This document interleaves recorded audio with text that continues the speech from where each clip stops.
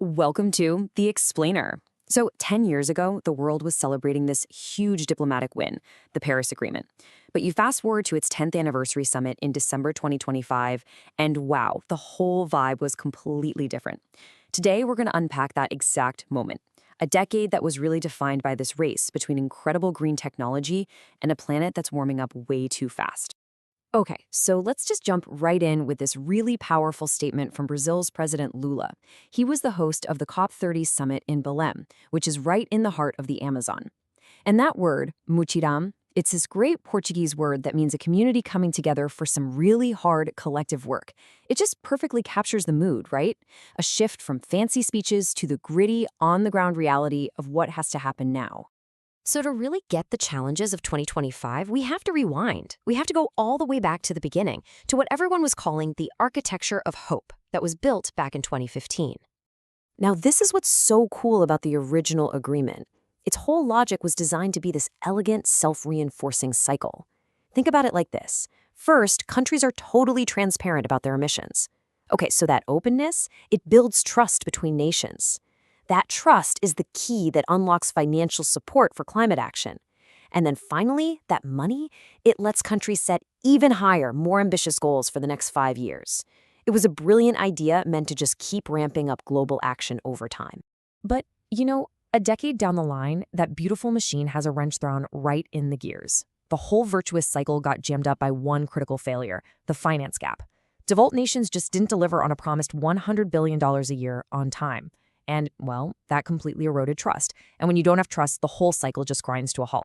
And this brings us to the really stark reality of 2025.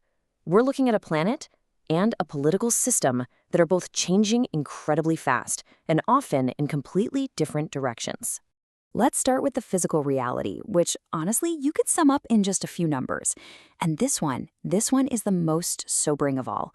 2024 was officially the first year in all of recorded history where the global average temperature blew past the 1.5 degrees Celsius goal from Paris. That line in the sand we swore we wouldn't cross, yeah, we crossed it. And here's why. The amount of CO2 in the atmosphere, the main thing driving all this warming, just kept climbing and climbing. In May of 2025, it peaked at almost 430 parts per million. That's the highest our planet has seen in more than 2 million years.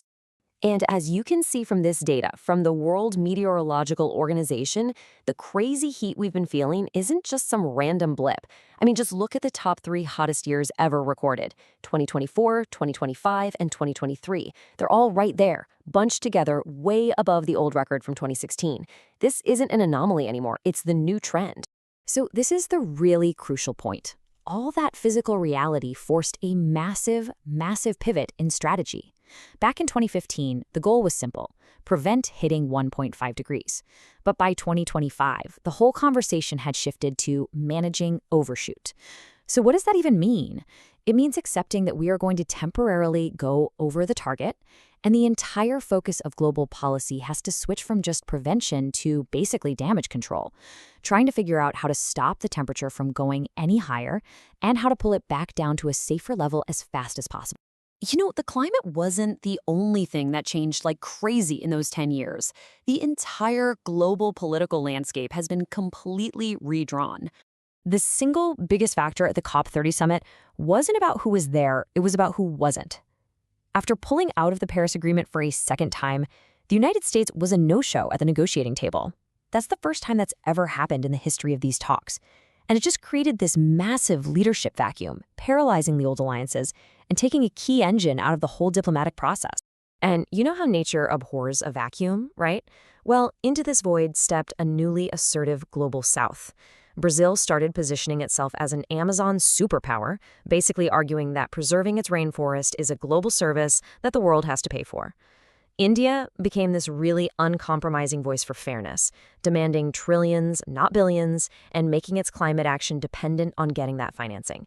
And China? Well, China took a more cautious approach, making it crystal clear that it would decarbonize on its own terms, as part of its own industrial strategy, not because of outside pressure. And this right here illustrates such a fascinating paradox. While some of the big governments were stepping back, the global market absolutely was not. For every single dollar invested in fossil fuels in 2025, nearly $2 went into clean energy. It just goes to show you that global capital has already made its choice, and that's creating a kind of momentum that keeps going even when the politics get messy. So it really begs the question, right? In this fractured world, without a single clear leader calling the shots, how does any progress actually get made? Well, the answer that kind of emerged from that Amazon summit is this idea called polylateralism.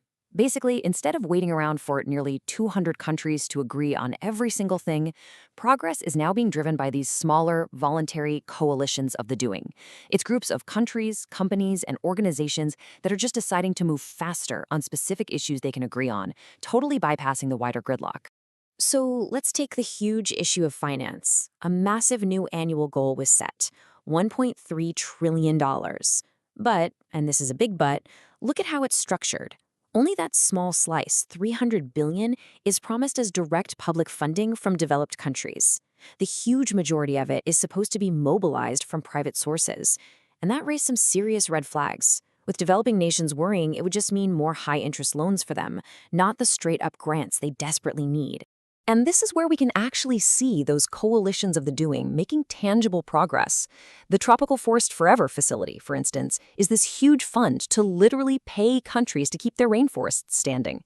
Then you've got the Balim 4x Pledge, which is an alliance to quadruple sustainable fuels for those really hard-to-abate sectors. We're talking heavy industry, aviation, the stuff that's toughest to clean up.